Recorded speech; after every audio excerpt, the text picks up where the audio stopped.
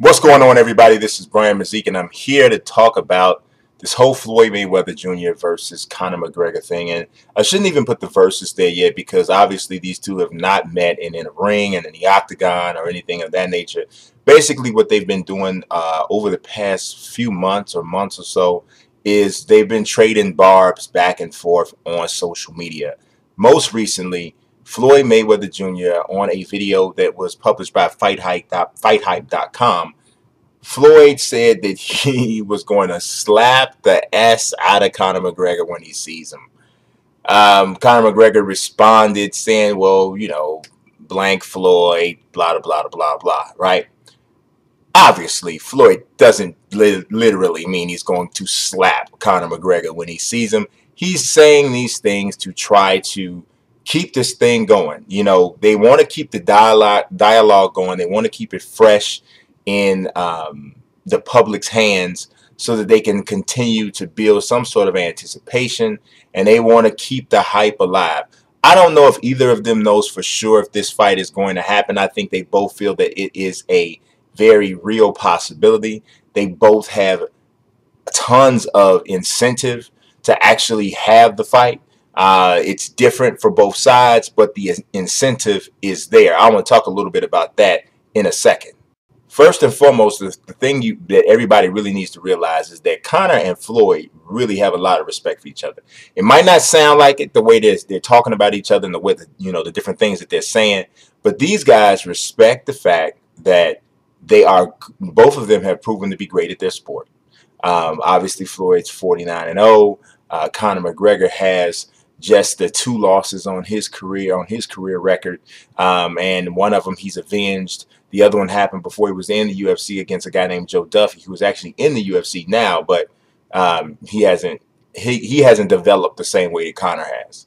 And they also respect each other from a standpoint of their self-promotion skills. Both of them built themselves up with their mouthpiece, obviously backing it up, in the realm of combat sports, but they both really built themselves up with their mouthpiece. So I think game recognized game in regards to that, and they both see each other as business moguls, more so to speak. But obviously Floyd is on another level on that end. Some people may not agree with that, but the money actually speaks for itself. Conor is nowhere near the level of earning that Floyd has reached at this point. If these two ever do fight, there's been a question about, is it going to be a boxing match? Is it going to be mixed martial arts? Is it going to be something in between where with mixed martial arts with some restrictions or so to that effect? No, you best believe it's going to be a boxing match. Why? Because this still comes down to A side, B side negotiations. And Floyd is the A side. There is no human being in the world Floyd will fight that will be an A side in the negotiation with him. It's just not going to happen. His name is his name. People hate him, but because they hate him, they want to see him beat. And the people who love him want to see him. There's no getting around that. Conor can make the case that, Floyd is not earning or whatever or what have you, what he did before. Well, he hasn't fought.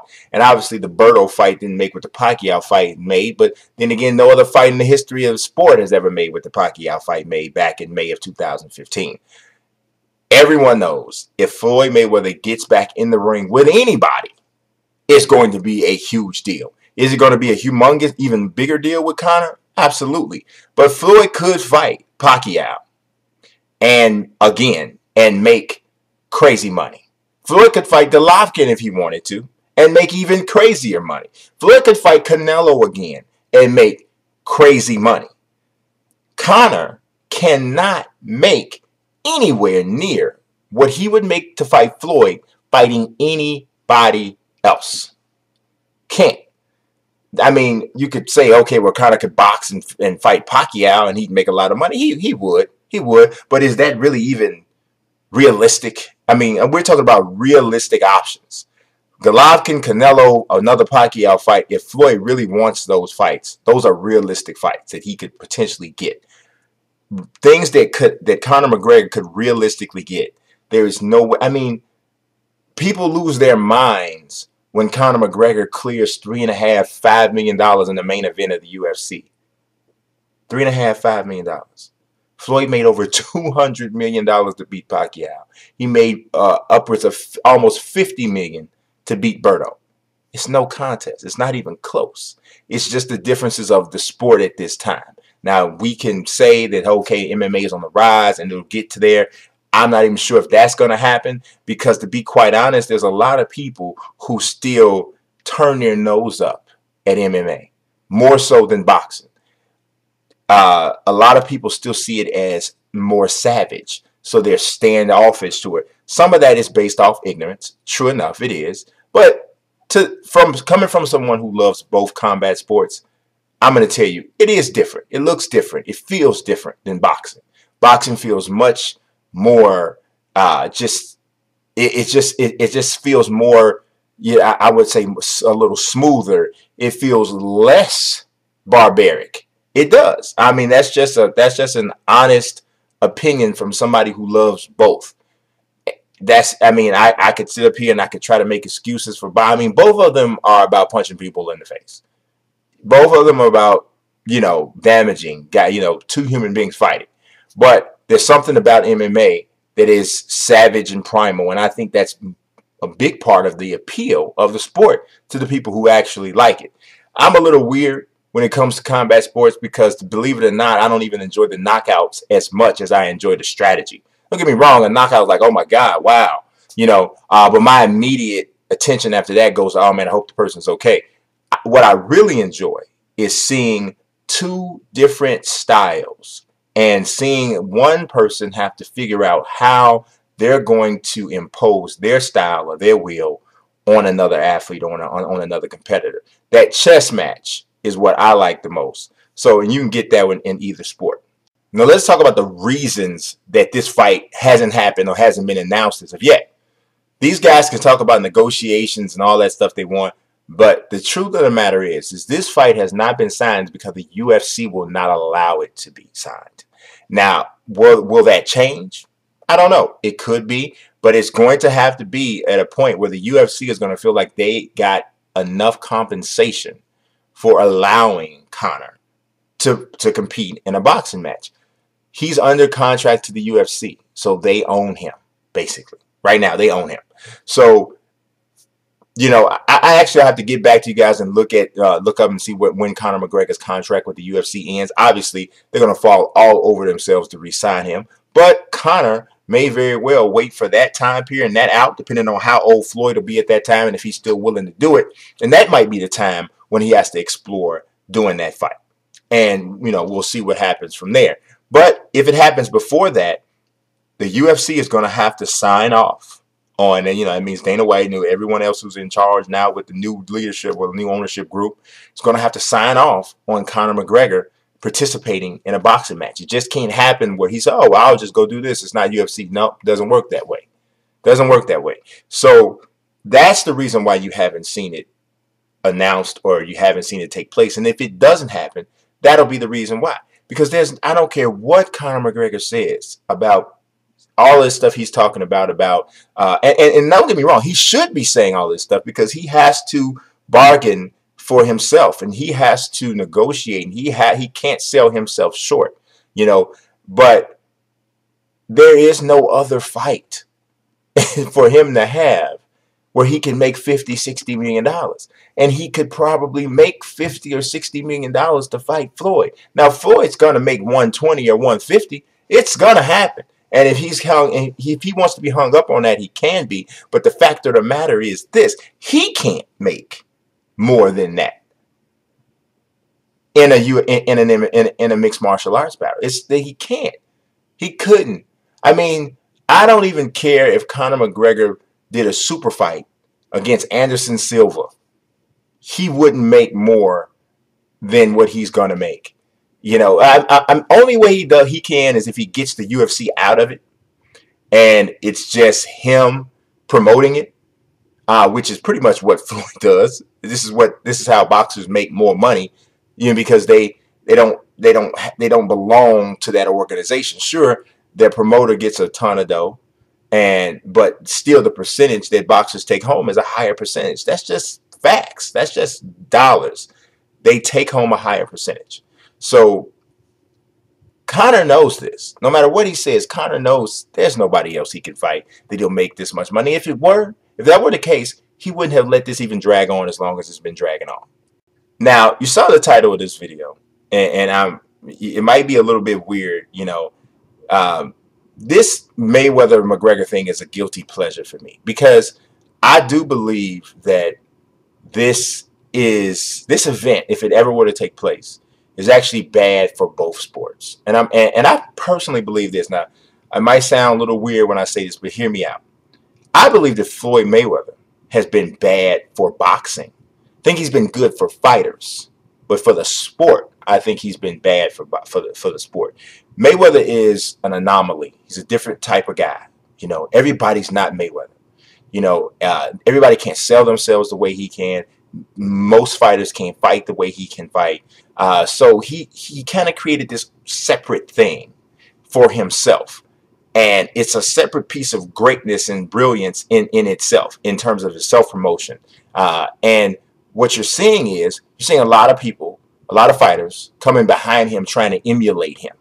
Adrian Broner is one, other guys. And I'm not just talking about emulate him in terms of his style, the bragging and the flamboyance. I'm not talking about that, because that's been around for a while.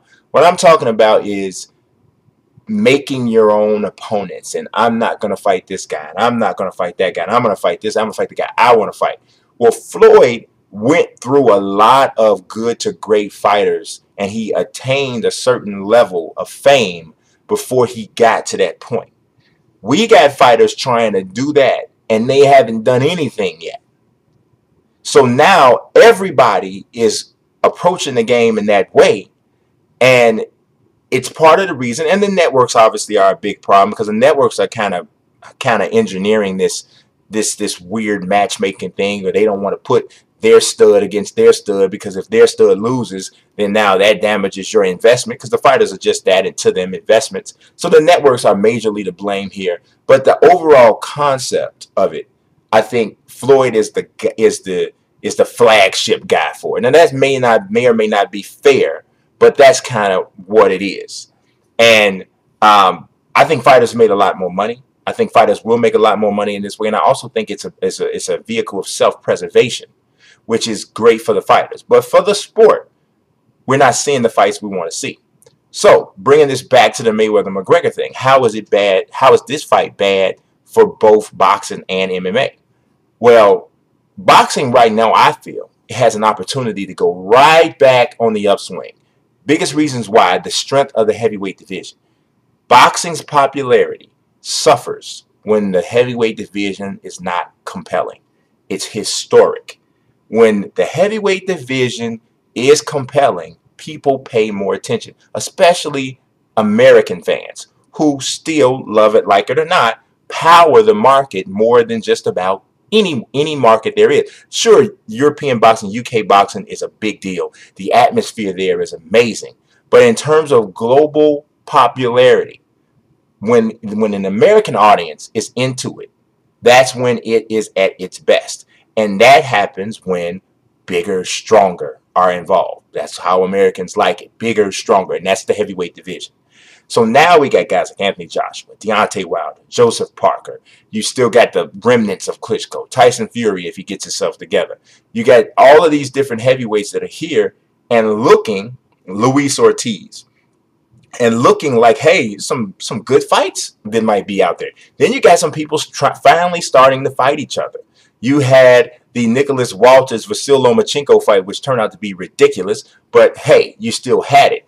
You know, you had good fights like this was in the UK, Dillian White against Derek Chisora, which was a great fight. Joshua was knocking people out. You had Charlo knock out Julian Williams this past weekend in an amazing knockout. I mean, you had a great fight earlier this year with Keith Thurman and Sean Porter. You got Sean Porter and Danny Garcia taking on each other in March. You got Errol Spence and Kell Brook, probably about to fight.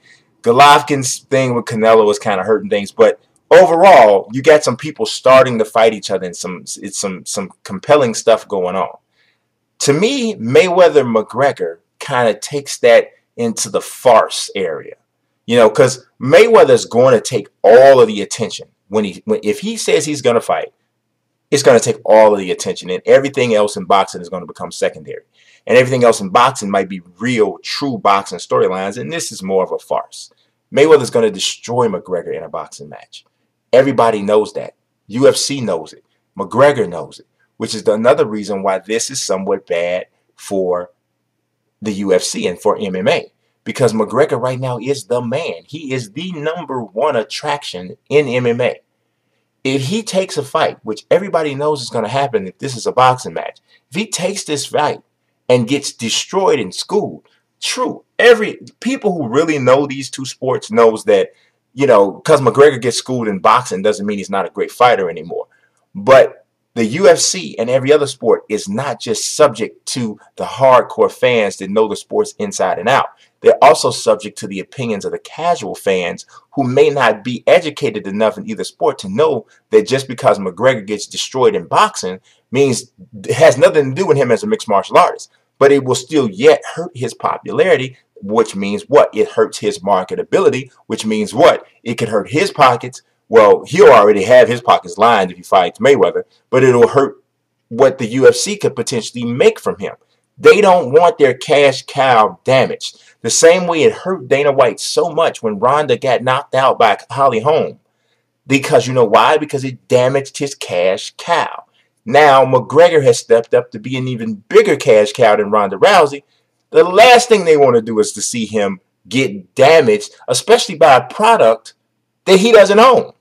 Mayweather doesn't belong to Dana White. So if Mayweather destroys McGregor, Dana White can't turn around and make money off Mayweather. So you see, here is the issue. There's a lot of hands in this pot, and everybody's trying to get fed. And that's what the holdup is. So this is a guilty pleasure, like I said. It's almost liking it to watching one of these cheap reality TV shows.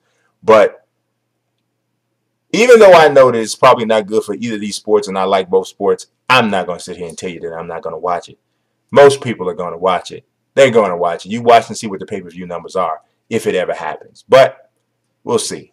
Until next time, that's my rant on Mayweather McGregor. We'll see if it happens.